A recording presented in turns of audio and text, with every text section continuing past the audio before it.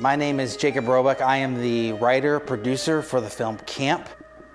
So I was in California doing some work there, and I got my arm twisted into working at a camp for abused and neglected kids, and I really didn't want to be there. I had plenty of other things going on. And when I get there, there's this kid named Jose, and these kids are rough kids, but Jose was especially rough. And you know, he was probably the smallest kid there, but he was definitely the meanest kid, and he would pick on the other kids, he'd pick on the adults, and he'd spit on people, he'd cuss. And midweek in the camp, we were in the pool, and the first time I see Jose in swim trunks, and I'm looking at his legs, and I almost asked him, "Hey, Jose, what are those marks on your legs?" And then I realized that they were cigarette burns. There were about 10 or 12 on each leg. And the people that were supposed to love him hurt him. And it broke my heart. That is the essence of the story that we want to tell with Camp the movie. The film is a drama about a guy named Ken who, not unlike myself, gets roped into going to this camp, only he has a lot of ulterior motives for being there. He gets paired up with one of the worst kids at camp, and through the course of the story, ultimately has to make a decision about, is he going to be selfish and do what he really wants, or is he going to give this kid unconditional love? The stakes are going to be pretty high for him in the story, in the film.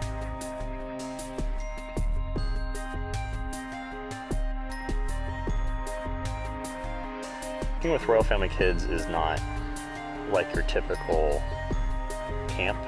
You know, these foster kids, they don't always have the opportunity to really just be kids and play.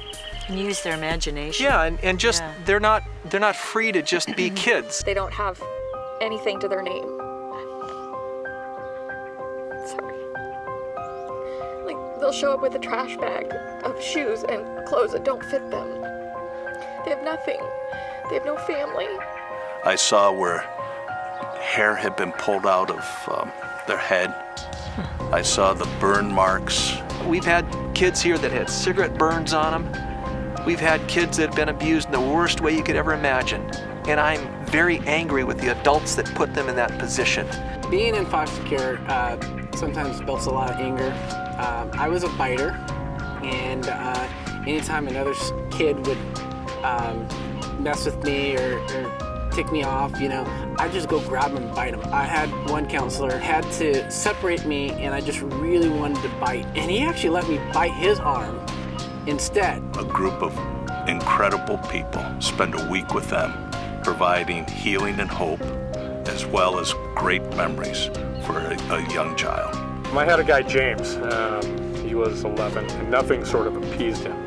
I said, "James, what do you want? What can I do to help you?" And I was pretty out of patience by then. He just said, "I want my dad to get out of jail," and started crying. And I have, you know, my father actually was an alcoholic. We hugged and we cried together, and we prayed for our fathers together. And as we were walking up to the dining commons, I was complaining to my wife that I did not want to be at a camp for abused children on my birthday. And from behind us, I heard this little guy speak up, and he said, "I've never had a birthday." What do you mean you've never had a birthday? I mean, it was so much a given, you know, in my life. I can't fix everything here, but I know for Jason, I can do something. So I ran into town to the Kmart in here, and I got him a watch. And my wife says something just, you know, that literally changed Royal Family forever. She said, "I wonder how many other kids here don't experience a birthday party." And we find out none of the children, none of the kids we took to camp that year had ever had a birthday party. Counselors and staff, they stand around, they're crying because they get it. They understand in those birthday moments that something is severely screwed up with our world. If you've got the innocence of 6, 7, 8, 9, 10, 11-year-old children who've never experienced something that we think this is what it's all about to be a kid. That night, we got back to our cabin and opened her birthday box. And inside was one of those little, the jars of FARP. You know, that it's like the little putty in the jar that makes the farting noise. So I just started kind of playing with it, and she just got the giggles, started laughing hysterically. I got the giggles, and we hadn't really connected up until that point very much because she was so quiet. Only the boys were supposed to get the FARP, the girls weren't supposed to get it, and we got the one box that had it in there. I've never seen the boys eat more bacon at any other place in the world than at a Royal Family Kids Camp. It's disgusting. They will pile their plate up with bacon and they will consume the whole plate. And you say, well, that's dangerous. Yeah, it probably is. But that's a big thing at camp. They've never seen or had that much bacon. And his counselor said, okay, George wants to do the swim test. And again, he was the littlest kid at camp that year, so he's a little tiny little guy. And he starts going like crazy, and he is just scared, just maxed out. And he's doing his dog paddle and kicking like crazy, and everyone in the pool area is cheering him on. There was so much screaming. Just People screaming, came running go to see George, what was going on. go George, go George. It was like he just got a gold medal in the Olympics, okay? He gets his band, and it's like the best treasure he could ever have. He worked with this counselor to be able to do that, to achieve that. And when everyone was, cheering him and praising him, it was so important to him. And that's kind of like, a lot of these kids don't get that. A lot of kids that come to our camp, they don't get that positive reinforcement. She couldn't read. She hadn't been to school. She wasn't in school. So I would sit there with her each night and read her letters and stuff. And, when I saw her face, like, as I was reading them to her, she's like, that one's from you. And I was like, yep, that one's from me. And she said, can someone else help me? Because I want to write you something.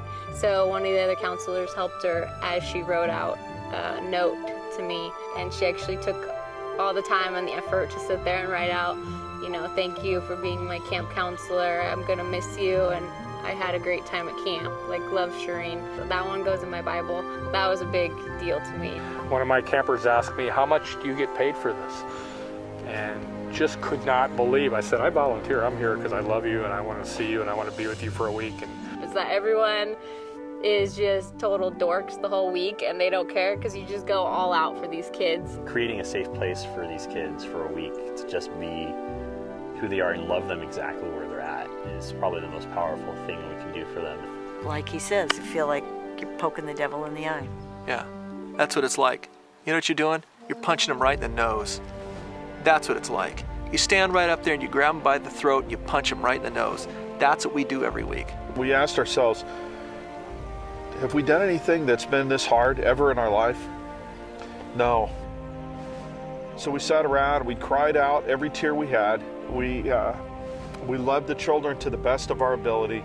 And as we went around the room, we all said, I don't think I can do it again. And then someone said, how can we not? Yeah, how can we not do it again? Camp is going to be an awesome film that hopefully inspires the audience to get involved with the lives of abused and neglected kids.